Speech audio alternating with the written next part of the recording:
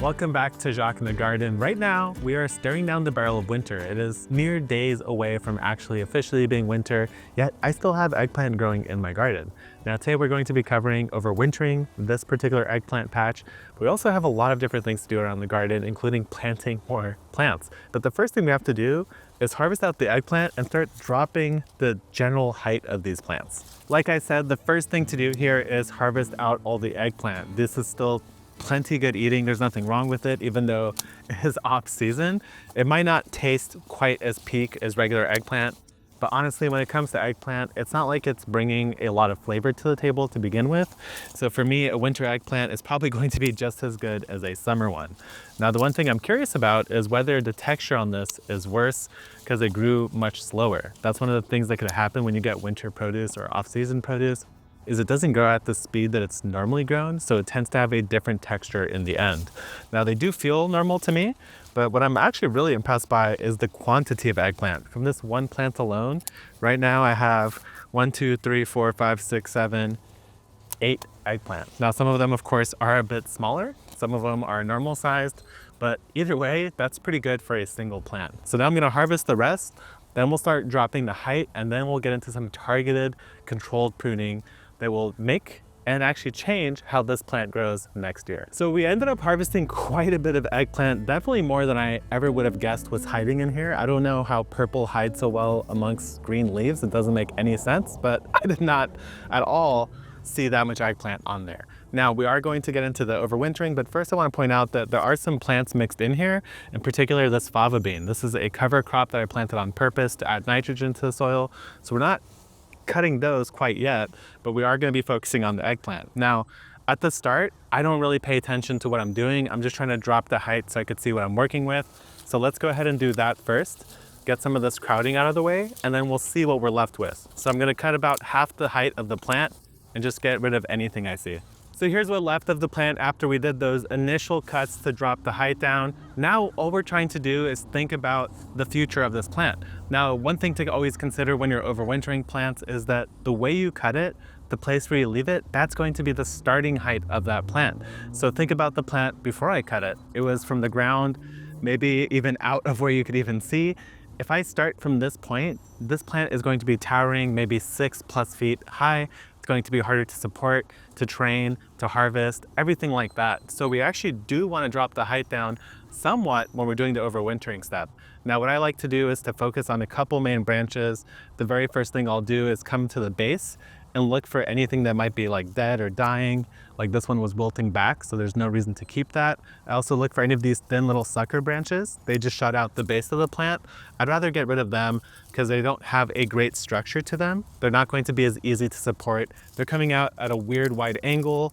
It's just going to be a sloppier plant. The next thing I want to draw your attention to are these little leaf sections. So whenever you have like 2 little leaves coming out of a node, that is actually a great place to prune right above it because you already have the growth, which demonstrates that it will actually grow from that point instead of just being like a dead node, or maybe there was something growing and it got knocked off.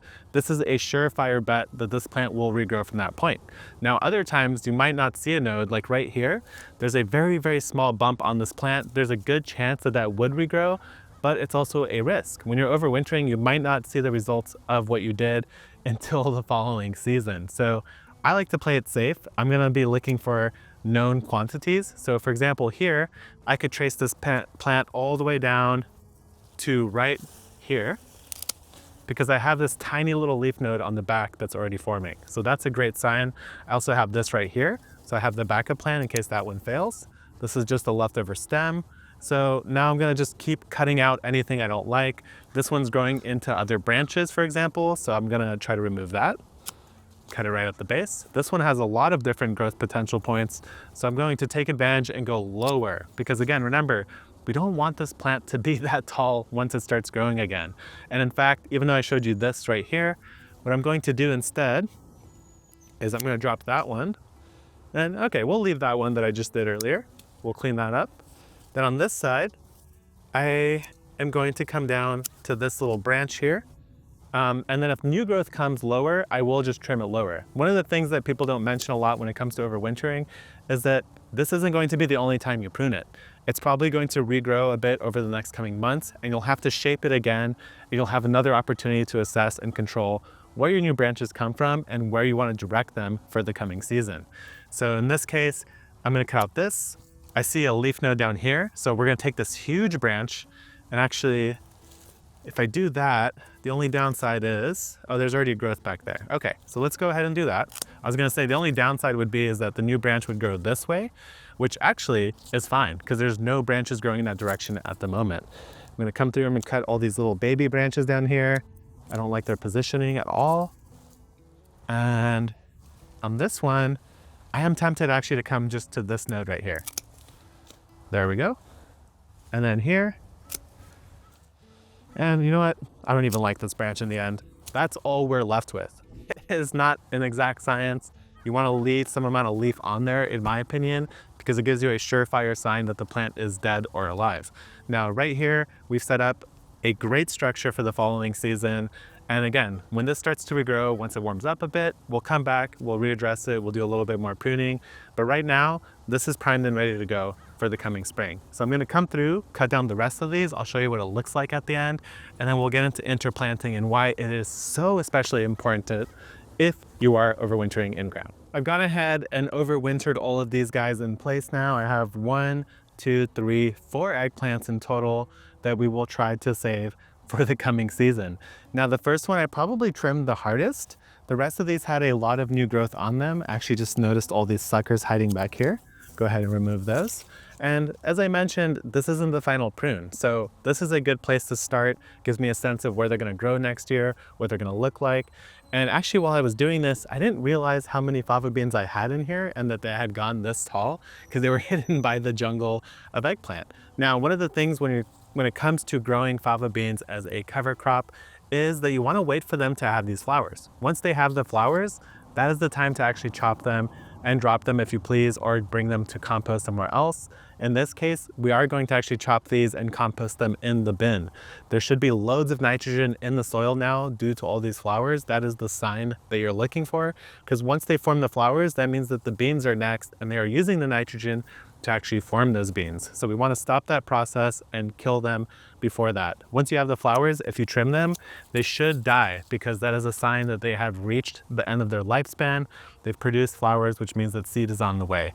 So I'm going to go through, trim all these, and I'll go get a flat of plants and we'll get something new planted in here and talk about how to make sure these overwintered plants survive for the coming year. I've gone ahead and selected out some plants here, and they are all brassicas. Now, this is brassica season, especially here in San Diego. And just to give you an idea of the weather, I did mention it's a little bit warm and it's dry. At night, it gets down to a low to mid 40s. So definitely still chilly enough that the brassicas will taste better. And of course, as the nights get colder, these plants produce more sugar and taste better and better. So let's go ahead and get these things in the ground. I'm going with broccoli across the board, starting with 4 broccolini plants closest to you, planted basically in a square, roughly 16 inches apart from each other. Now, as I work my way down the line toward the red Russian kale in the distance, I am putting in some standard broccoli. This is Steve's tender broccoli, a new variety for me. Hopefully I like it. Besides the broccoli, I'm also looking for any empty filler space in the middle of the bed. That is where I'm laying down a couple pansies and also a king red strawflower. This is what I'm quite excited for. Should add a nice pop of color in the coming months, probably in spring once it's grown a little bit more. Now that we have our bed planted, let's talk about why it is so crucial and important to have tons of plants around your in-ground overwintered plants. And it has everything to do with water, but more specifically rain. Now, as I mentioned, we have not had any rain yet, but eventually the rain will arrive, and with it, it'll bring inches, maybe 2-3 inches of rain. And all that water is going to hit the soil, soak in, and this eggplant is going to have no way of using that water. And that's for a couple reasons. First of all, it's cold. When it's cold, the eggplant isn't growing very quickly, evaporation is down. But the other major thing to consider here is that we cut away 95 to 99% of all the leaves on these plants. So they're simply unable to use water as they have before. But by putting plants around them like we did, in particular plants that do well at this time of year like broccoli, they should eventually grow send out roots, and help soak up all of that extra water. Now, this is in a slightly raised bed as well, which helps a little bit, but if no plants were here and we trimmed our eggplants like this, what would happen is that these roots would rot in place and all these eggplants would die, not from the cold, but from the wet soil. This is probably the #1 reason why any overwintered plant dies. In particular, it's the same thing when you dig out your plants like a pepper or an eggplant, put it in a container. The way that most people kill them while waiting for spring is actually overwatering them. These plants are effectively dormant. They're growing very slowly, but they're simply not using water very quickly. And in fact, we could go take a look at some of the overwintered peppers I put in containers, and I'll show you guys what those look like, because I only potted them up maybe a month, 2 months ago max. So that is the deal with overwintering in ground. This is exactly how I do eggplant, and it works for me very well. And again, the main advantage here is that A, I don't have to start these seeds of eggplant next year. B, these plants are now crazy mature. They have root systems developed all throughout here, which means that next year they'll be able to grow much more vigorously with less irrigation. And C, I will get eggplant crazy early in the season. Last year, I think it was, I got eggplant around May, maybe even April, whereas traditionally you wouldn't expect to get eggplant until you're truly in summer, because these are summer plants. But we are now 1 year ahead. Now there is something else to mention for winter growing, in particular here in San Diego. I don't know about you guys wherever you are, but this is the season where all of those digging pests that come looking for grubs to snack on are out and about, and my garden gets wrecked just about every single night. I'll come out in the morning and find pits all over the yard where they were digging for grubs. So I'm covering every single one of these new plants with cages, with 2 staples, and that should help allow them to survive, grow big enough to the point where even if something were to dig at them, they would be just fine. But in these early stages, what often ends up happening is the digging raccoon, the possum, the skunk, whatever it is, will actually just rip your seedling out or break it. They're not trying to eat it, they're trying to get to grubs or maybe even the fertilizer that I put in the soil.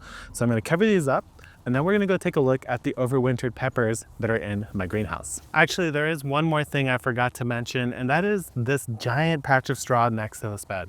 That is a wine cab mushroom bed. It is where I've had wine cab mushrooms now for about 3 years. And something really exciting that I found when I was cleaning out the eggplants and pulling up the stakes is this right here. So take a look at the stake right over here. All of that white material, that is the mycelial growth. So that is telling me that these mushrooms are not just alive and maybe thriving, but all of their mycelium is also inside this bed, helping to keep these eggplants alive. And honestly, that is probably the reason why these eggplants were producing in December. They were still looking absolutely fabulous. And one of the cool things that I learned recently is that wine cap mushrooms, oyster mushrooms, probably other mushrooms as well, they actually will hunt and eat nematodes. So root knot nematodes probably did not get into my eggplant, because otherwise it wouldn't have looked this good, especially this late in the season. I think the wine cap bed is actually secretly underground protecting my eggplant from all sorts of pests. So I'm very happy to see that. I'm very happy to see that the mycelium is spreading. So now let's take a look at some of these overwintered plants to see how they are faring. Now, a while back in a previous video, I overwintered 4 shishito plants and all of them have made it. These are the 4 right here. They have tons of new growth, as you could see. But here's what I'm talking about when I talk about future pruning. There are a ton of branches forming in here that are going to be growing into the plant, becoming a whole jumbled, tangled mess. So this is not going to be the final structure of the plant. The other thing I want you guys to notice here is the height. As I mentioned, the height that you prune it at for overwintering is the height where the new plant will now start to grow. So good thing I only left this plant about 6 to 8 inches tall, because that is where the new growth point is beginning. Now with a new plant, it starts at the very ground level and then it starts to branch. But we already have tons of branching and a good structure developed. So this will be a very bushy, medium tall shishito plant in the coming year, compared to something that was just grown from a seedling. To get something like this height and this amount of branching would take months of growth for any other seedling. Now I have one that I just cut and overwintered the other day. It is hanging in there, but one thing that I wanted to point out is that you'll always see a little bit of rot dieback whenever you cut the stems. So right here, you'll see that it is indeed a little bit brown. And the other thing I wanted to mention is that sometimes they just don't make it. Now this one, I'm gonna give a 50-50 odds on it, just because it doesn't seem like it's that vigorous. For example, up here, you'll see that there is a little leaf node right there. It's like a little tail, and that thing is shriveling away. So I don't think that this one will make it. But here's an eggplant that I did overwinter successfully. This came from that same batch and bed where the shishitos came. But I think I had 3 of them and only 1 of them made it. Now what you'll see here is that there are a bunch of roots, but they are brown roots. So none of that is new growth. But there, right here at the very base, let's see if I can get it to focus. Right there is a tiny little white root. So that is telling me that this plant is indeed actively growing, which is a fantastic sign. Now, when I took it out, I did lose half the soil. So hopefully I didn't just kill it by showing you guys that, but I will be adding a little bit more soil to this. Now, the other ones that I dug out of ground are these poblanos here, and these are absolutely thriving. They're actually growing quite substantially, which is really interesting because when I dug these out of the ground, I actually forgot about them and left them behind my raised bed for 2 days before I even potted them up. These are poblanos. And the other thing I want to point out is that the old leaves that are left are now starting to die. So all this here is turning brown, it is starting to rot away, but all the new leaves look really nice and they have really good green to them. So that is exactly what we're looking for. In this case, I left these tall for the reason that I didn't want to sacrifice all the growth down here where there were no leaves. If I cut it with no leaves, the chances of it surviving, in my opinion, are too low. So I allowed the top to retain some leaves, but then once I get satisfied that this is alive indeed and there's new growth coming, I'll come down here and prune it lower on the plant. That way I don't have all this height I have to support in the coming spring. So there you guys have it, a little overwintering video on in-ground overwintering and updates of some of my overwintered peppers that are in containers. So I'll see you guys next time. Let me know what you guys are curious about and I'll make a video on just that.